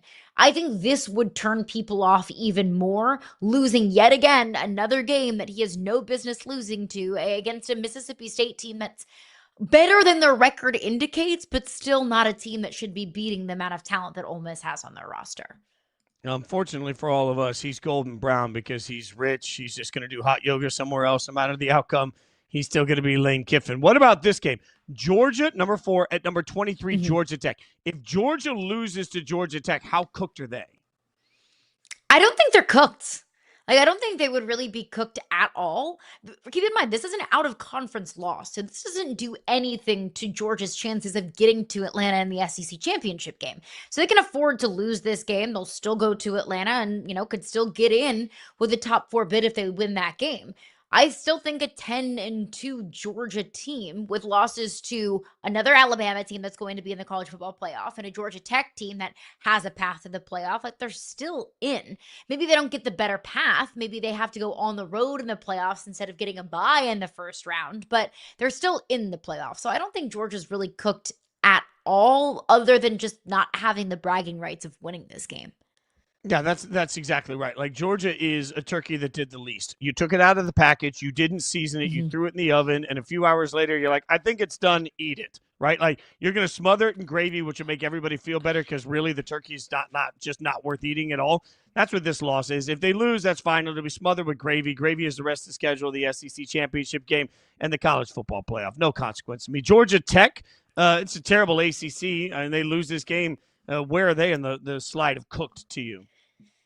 Yeah, I mean, it's a terrible ACC, but still statistically, I mean, obviously, it's not just an out-of-conference game for Georgia. It's an out-of-conference game for Georgia Tech, too. So losing this game, I mean, like, it doesn't really do anything for their chances of getting to the ACC championship game. It just requires, a rocket science degree to figure out all of the different scenarios for the ACC championship game. So their path to the ACC championship game would still be alive. They would just need to win the ACC championship game, because I don't think a 9-3 Georgia Tech team that's not a conference champion is getting into the playoff. No, you're right. Georgia Tech is a veggie platter at Thanksgiving. Somebody brought it. We all feel obligated to look at it, but nobody wants it. All right, let's go to another game. I like a veggie platter. Sure you do. Sure. All right, number 14 Vanderbilt at number 19 Tennessee. Vandy last night in the playoff rankings, on the outside looking this in, Vandy Yams. That is well played. Vandy Yams. That is chef's kiss to Doug and everybody else behind the scenes. Like that is absolutely perfect. How cooked is Vandy if they lose to Tennessee? Oh, they're burnt to a crisp. They are crispy. It's like that scene from Christmas Story, whenever he goes to carve the turkey and it just explodes. Like, it's just totally and completely dry. That is Vanderbilt if they lose to Tennessee. If Vanderbilt loses a third game, there is absolutely, positively no way, no way they get into the playoff. I mean, there would have to be total and complete chaos everywhere else for Vanderbilt to be in the playoffs, but I'm not going to project that to happen. So I think Vandy would be totally cooked. Tennessee, even if they win this game, again, they would be 9-3. I don't think there would be a very clear path for them to get to the playoff. You would have to do a whole lot of mental gymnastics, and there would be to be a whole lot of chaos for Tennessee to kind of backdoor their way into the postseason. So I think, either way, it's kind of cooked. Yeah. So the funny thing is, peek behind the curtain here. We know the games we're going to talk about. We prepare for this, but we don't tell each other sort of where we're going to go with our analysis. My prepared analysis was, remember the scene in Christmas Story where she tucks it and the turkey falls apart and the smoke comes out and he says, "Save the neck for me"? That was my analysis. Great minds. Caroline Fenton has stolen that from me because she's brilliant as always. You're not wrong. They're already cooked. It's overcooked because everything's already cooked. Like, this is a pre-cooked turkey because coming into this game, there's nothing that Vandy can do about it. And then somebody threw the turkey in the oven and accidentally cooked the pre-turk cookie. So the turkey. So to me, Caroline, the statement we got from the committee last night was everything. There is no real path, minus miracles everywhere, that gets Vandy into the college football playoff. They could win this game 60-0. There's too much runway in front of them that's blocked right now. So unfortunately, even though this has been a landmark year for Vanderbilt, I think when we hit the actual final college football rankings at the end of the regular season, where people are going to lose their minds, especially around this program, is understanding that they were one of the bubble teams that didn't quite get in. Every year there's one fan base that yells and screams, how did we not get into the playoffs? It's going to be Vandy, even if they win this game 60-0. I disagree. If they win this game on the road at Tennessee 60-0, I think that would have to bear a whole lot of weight to the College Football Playoff Committee. The thing is, Vandy doesn't control their own destiny. If they win this game, they're going to need some of these teams to lose ahead of them. They're going to need Ole Miss to lose the Egg Bowl. They're going to need Alabama to lose the Iron Bowl. They're going to need some of these teams to fall out, but if this game has to matter. If they go on the road and if they beat Tennessee, if they dominate Tennessee, that has to matter. Neyland's a really tough place to play, just as Georgia. They went to OT with Tennessee. That's all very right, but in this year where there's going to be 2 bid thieves at least and maybe 3, you have to get to 10 to get into the college football playoff, which means they would have to rise above Alabama, BYU, Miami, and Utah. They'd have to get ahead of 4 teams to get there. There's just not a path that makes that happen to me. So I think Vandy is, unfortunately, they're cooked. They're done. Great season, but they're done. We'll get thoughts on everything going on this weekend over the course of the weekend coming up next. Ben Fawkes is going to join us. We'll get the Vegas side of everything you need to know.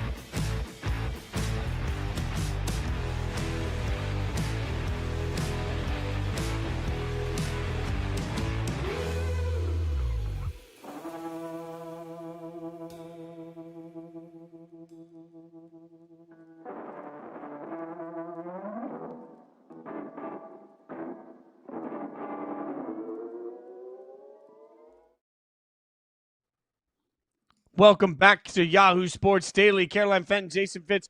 You see the Super Bowl odds hanging out for you right there. It is amazing to see where the Rams are in that process and what has happened to these Super Bowl odds. We bring in Ben Fawkes now to help us preview what we've got, a huge slate of games over the course of this Thanksgiving. We get the Chiefs taking on the Dallas Cowboys. They're trying to keep their playoff hopes alive. Ben, let's start there, all right? The line for the Cowboys-Chiefs game has moved from 4.5 to 3. So are we buying Dallas as much improved, or will Kansas City cover as short favorites? What's going on here? Yeah, first of all, great slate of Thanksgiving games, right? For a while, we had to watch kind of the Matthew Stafford Lions lose by at least 10 or 15 or 20 points to a certain team early on. Now we got a great game there as well that we'll discuss. But Chiefs Cowboys is going to be a massively bet game. The Chiefs are usually a public team. They've had a little of that luster come off this season. They're only 5-5-1 against the spread. And the Cowboys with that offense, public bettors like to see offense. They obviously just saw the Cowboys come back against the Eagles and win. I think you are getting a short number with the Chiefs, though. Before the season, this was Chiefs 5.5. Reopened Chiefs 4.5 or 4 at some books.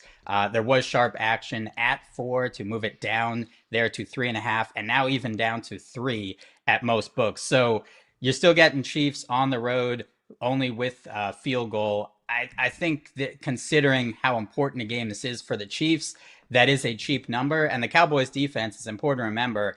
Those, I think, 8 drives that they held Philadelphia scoreless last week, they were still down 21-0, and that defense is still ranked 31st by DVOA. So I think they've definitely improved. Certainly the addition of Quinnen Williams over Sean at linebacker, they look a lot better, and they do play tough in Dallas, especially on Thanksgiving. But it's just such an important game for the Chiefs. It really is. Do you believe that the Chiefs started to turn around that season against the Colts last week, or was that kind of a, hey, this was also the Colts as that potential contender that just couldn't really put away the Chiefs as they probably should have?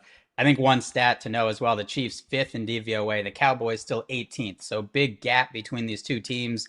And a stat to keep in mind from the Action Network, whenever Patrick Mahomes is on short rest against another team, regardless of whether his team is on short rest, he is 19-3 straight up in those games. So tends to win those games.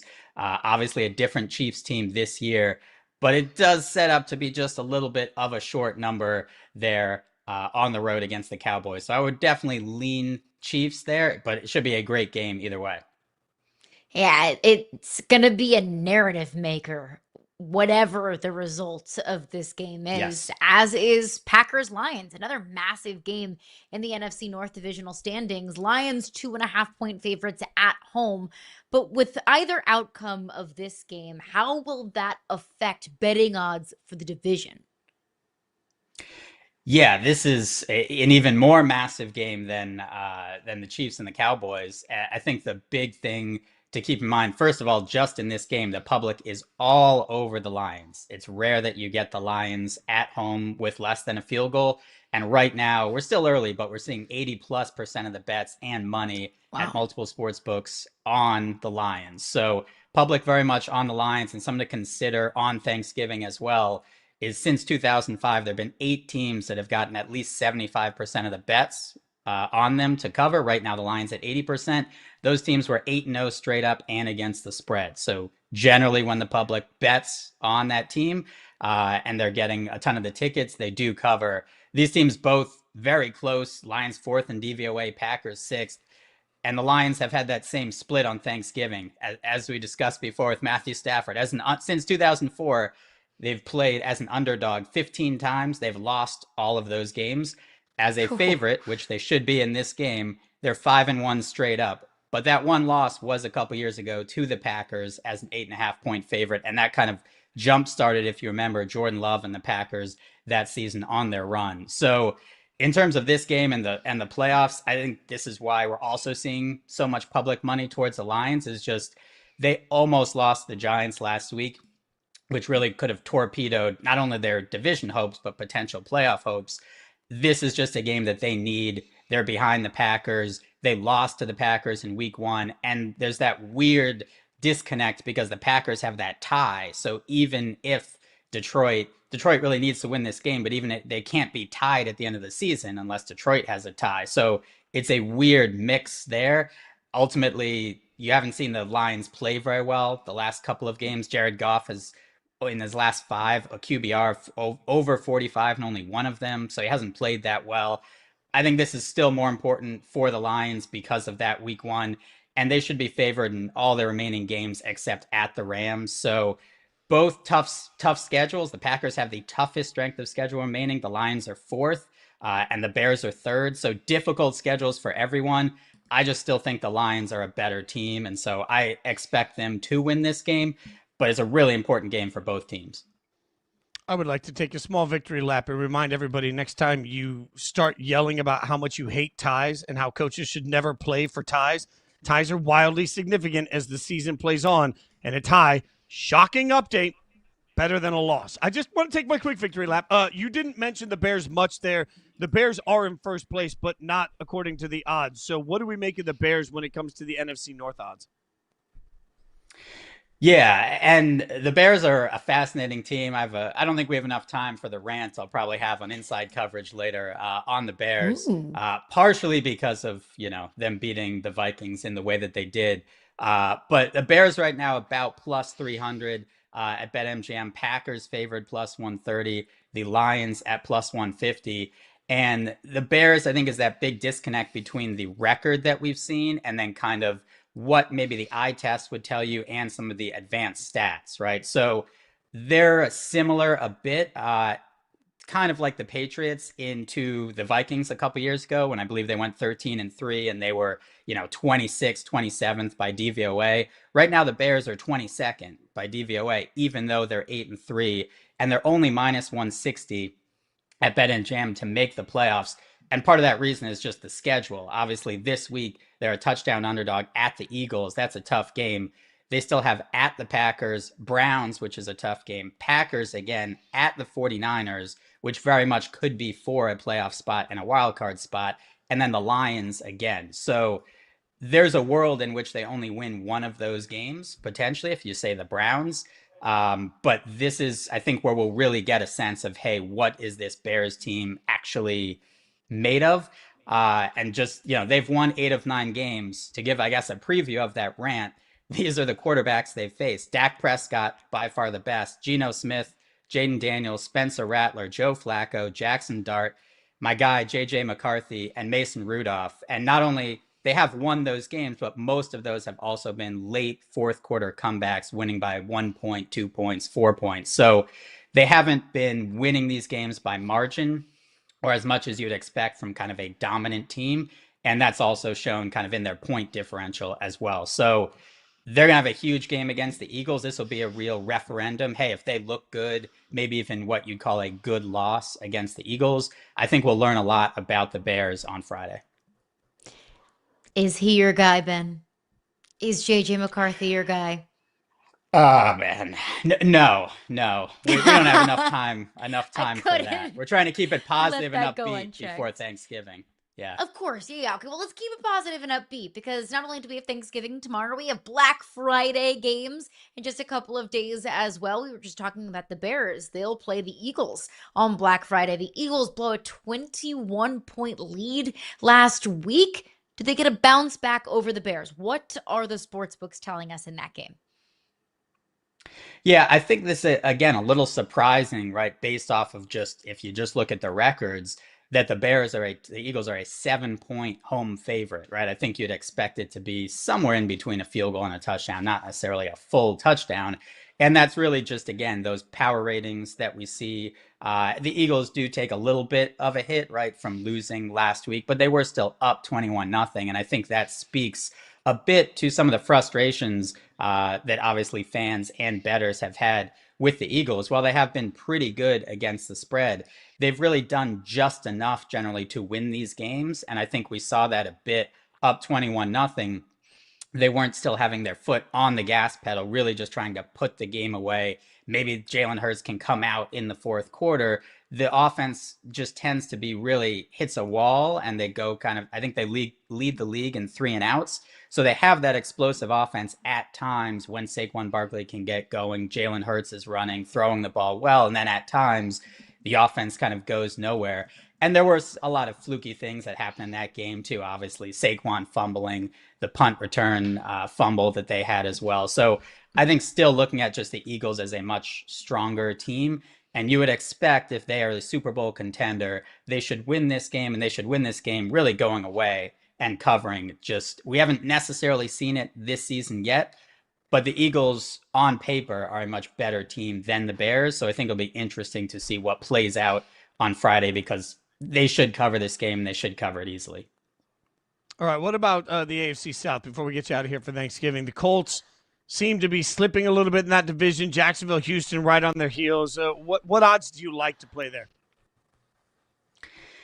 Yeah, it is one I think I don't want to play nothing, basically, because the AFC South is just like a deck of cards, house of cards, excuse me, that could come apart at any point. The Colts are only minus 210, and you do see them, they obviously have the lead right now, but it is a bit tenuous.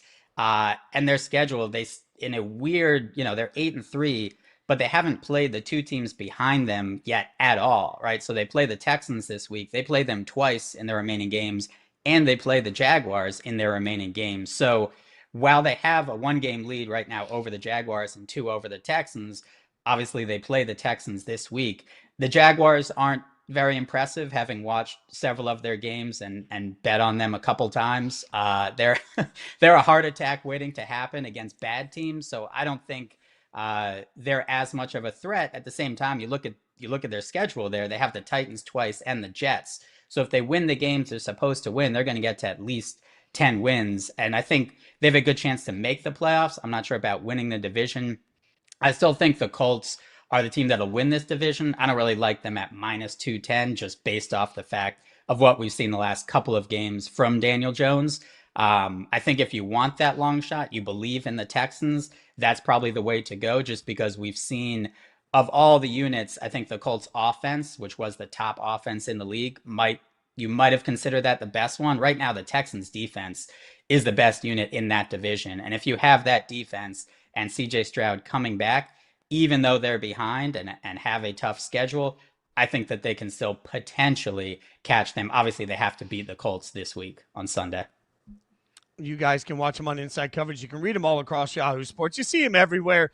Ben, may your plates be full tomorrow and you get like 6 helpings of everything. Happy Thanksgiving. Thanks for hanging out with. We appreciate your time and your insight. Going to make us smarter when we're watching games this weekend. Thanks, brother. You too, guys. Happy Thanksgiving. Thanks, Ben. All Happy right, Thanksgiving. So, from Ben giving us some smart picks, we'll give you our best picks. It's time for the Pick 6. We'll get you 6 games. We'll see if we agree or disagree. Coming up next.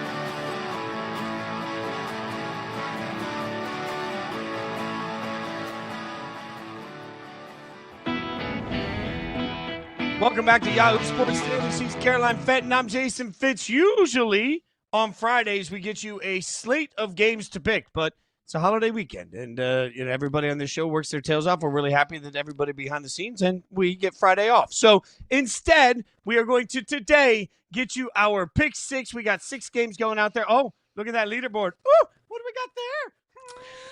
Oh God, one game, Fitz. You have one game.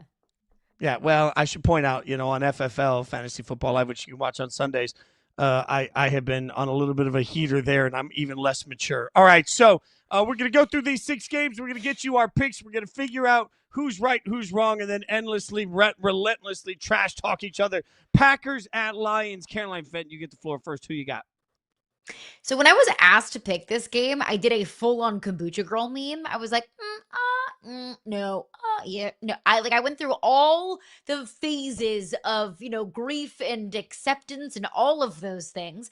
But I ultimately landed on the Lions because I think both of these teams are good for clunkers. Both of these teams are also good for elite performances. But I will defer to the Lions at home.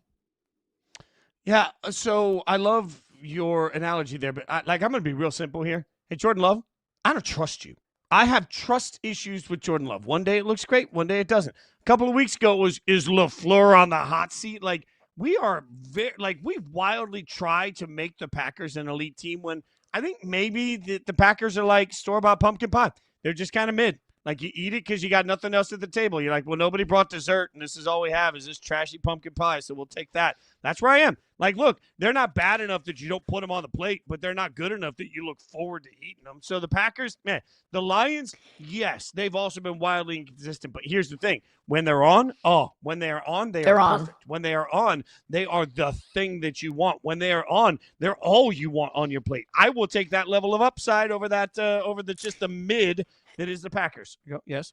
I will point out, though, Toyotathon just started a couple of days ago. Jordan Love plays his best football during Toyotathon. IYKYK. Yeah, for all of those who observe Toyotathon, it has now begun. Hey, there's no free ads here, so Toyota, hit us up. Otherwise, your ads are trash. Let us know. Chiefs at Cowboys. There we go. Chiefs and Cowboys, the next game here. Your pick, Caroline. What do you got for us on this one? I'm taking the Chiefs. I mean, we saw last week that the Chiefs' magic is not dead. Mahomes' magic is not dead. I think the Cowboys, they were able to take advantage of a bad Raiders team. I'm sorry, Fitz. And the Cowboys had a little magic themselves. Like, they've gotten better since the trade deadline. The Quinnen Williams move has absolutely served dividends, but this is still the Chiefs. And if you're going to ask me, who do you trust more, the Chiefs or the Cowboys? I'm taking the Chiefs. Yeah, well, you're not wrong about any of that, but I'm taking the Cowboys. Look, I love offense. I love offense, and I love George Pickens at this point. Because the Chiefs have a famously bad offense. No, but the Cowboys are almost unstoppable. That's what I'm banking on. I don't know. Like, I was sort of 50-50 on this game. I'm not going to lie, but I think at Dallas, by the way, is much tougher. If this game were at Arrowhead, I'd lean a far different way. But you're going at the Cowboys, at home with that offense. Let's see if Quinnen Williams can have 72 stacks in this game, or if, I don't know, maybe you're right, it was just about the Raiders in that one. Bengals at Ravens in the I don't know, whatever we're going to call this. This is that weird sweet potato casserole and also that weird, like, marshmallow-like thing. Like, you don't know what it is on the table. You're just sort of trying to figure out what we're scooping out. What do you like in Bengals at Ravens? Sweet potatoes don't need marshmallows. Marshmallows do not belong on a dinner table. Let's all be civilized humans, please. But I'm going to take the Ravens in this one. Though I don't believe in the Ravens. The Ravens defense scares me. Lamar Jackson doesn't look right, but I also don't like the Bengals either. I don't care that Joe Burrow is coming back. It's his first game in over 2 months. There's going to be some shaking off of the rust that's going to happen. And at Baltimore, I'll take the Ravens. Yeah, I'm going to take the Ravens, but you're right. This one is a little bit like you walk up to the table and you know from your eyes that the turkey's dry, so you're just smothering it with gravy. And I'm unfortunately, like, I'm looking around, the gravy's kind of lumpy. Gravy's not going to be good either, but it's just going to have to mask the taste of this whole thing. The Ravens aren't good. Lumpy. They're the lumpy gravy on top of the bland turkey known as the Bengals. Bears at Eagles on this one. Where are you going on this one? I'm going with the Eagles, and I think the Eagles are going to win this one convincingly. I don't think it's going to be a blowout because I don't think the Eagles are capable of scoring enough points to blow another team out. But whenever the Eagles lost last week, I thought, oh no, the wrath of Philadelphia is about to be unleashed next week. There's no way this Eagles team loses 2 games in a row. They are far too good. Even though I do have a cajillion trust issues with this team, they're still one of the best teams in the National Football League. I'll take the Eagles. Yeah, the Bears are walking into this Thanksgiving feast, right? And the Bears are dating a girl whose family is really smart. And the Bears think they're smart.